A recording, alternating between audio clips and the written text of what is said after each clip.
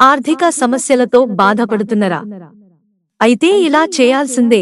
హిందూ మతంలో కుంకుమకు ప్రత్యేకమైన స్థానం ఉంది. ఎటువంటి శుభకార్యాలు మొదలుపెట్టిన కూడా కుంకుమను మొదట తప్పకుండా వినియోగిస్తూ ఉంటారు.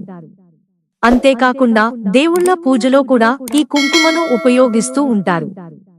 మరి ముఖ్యంగా వివాహిత స్త్రీలు నుదుటిపై అలాగే పాపిట్లో కుంకుమను పెట్టుకుంటూ ఉంటారు. ఇలా పూజ నుండి దేవుడి వరకు సాంకేతిక విషయాల వరకు కుంకుమను ఉపయోగిస్తారు. కుంకుమను దాదాపు అన్ని దేవుడి పూజల్లో ఉపయోగిస్తారు. ఆరెంజ్ కుంకుమను ప్రత్యేకంగా హనుమంతుని పూజకు ఉపయోగిస్తారు. అయితే ఈ కుంకుమతో మన ఆర్థిక సమస్యలు కూడా తీరుతాయని శాస్త్రాలు చెబుతున్నాయి. అది ఎలాగో ఇప్పుడు మనం తెలుసుకుందాం. తరచూ ఆర్థిక సమస్యలు అలాగే కుటుంబ సమస్యలతో బాధపడుతున్న వారు హనుమంతుడికి 5 మంగళవారాలు 5 శనివారాలు మల్లెపూల నూనె కుంకుమను సమర్పించాలి. అలాగే బెల్లం ప్రసాదాలు కూడా పంచాలి. ఇలా చేస్తే సమస్యలన్నీ తొలగిపోతాయి.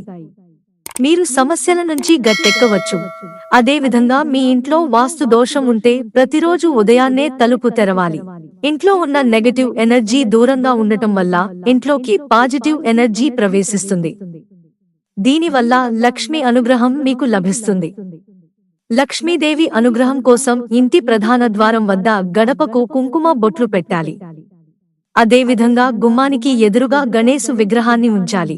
ఇలా చేయడం వల్ల ఇంట్లో సంతోషం, శాంతి, శ్రేయస్సు కలుగుతాయి.